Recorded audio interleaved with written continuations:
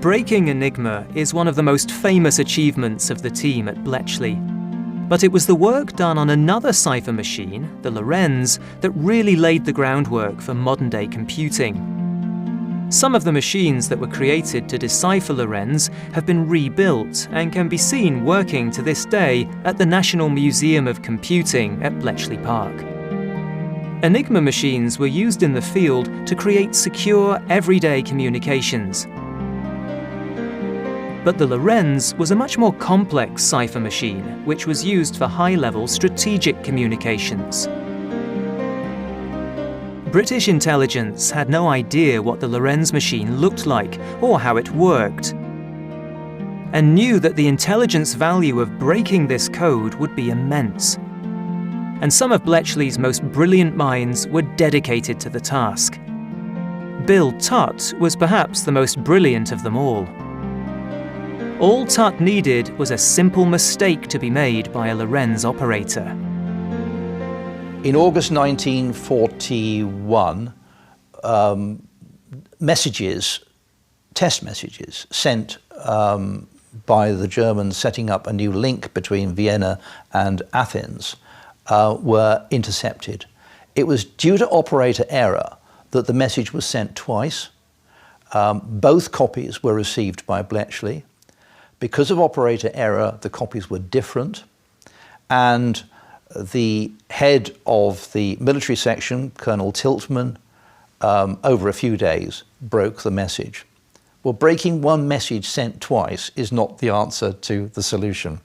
So he then passed it to the research section and said, "This is what I've done so far, now tell me how the machine works." And they kicked it around for a couple of weeks. And then one day, Captain Jerry Morgan calls in Bill Tutt, hands him a sheaf of paper and gives him some really comprehensive instructions. See what you can do with this. And Tutt then took it away and over a period of a few weeks, analysed the complete architecture of the machine. Tutt's feat was said to be the single biggest intellectual feat of the Second World War. With Tutt's plans, and the help of another great mathematician, Max Newman, the Heath-Robinson machine was built to find the settings for the Lorenz machines. The Heath-Robinson was an electronic machine, but required teleprint paper tapes to run simultaneously, one for input and one for output. The paper stretched and snapped, and the process was inefficient. Breaking the Lorenz messages still took weeks. Improvements needed to be made, and Tommy Flowers was the man to help. Flowers was an electronics engineer who worked for the post office. His genius was finding a way to replace the paper tape input with electronic valves.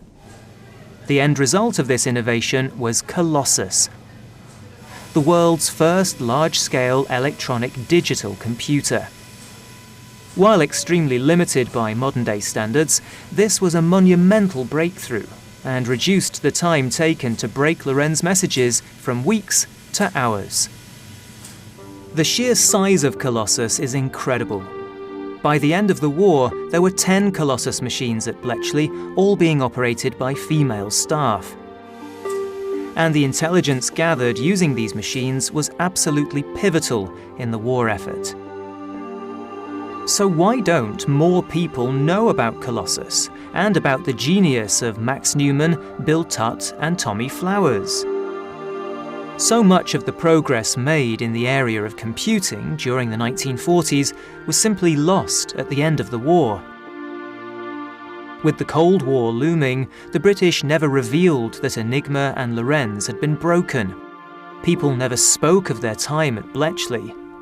Papers and plans were burnt, machines destroyed, and progress stalled for many years. The great minds who had worked together at Bletchley were scattered back to universities in the UK and around the world, and Tommy Flowers returned to the post office. For decades, this groundbreaking work remained secret and unrecognised. It wasn't until 1975 that the first information emerged about the existence of Colossus, and it took another 30 years before the machine could be rebuilt. It's impossible now to imagine how different the history of computing might have been if the veil of secrecy had been lifted in 1945 and these great minds had continued to work together.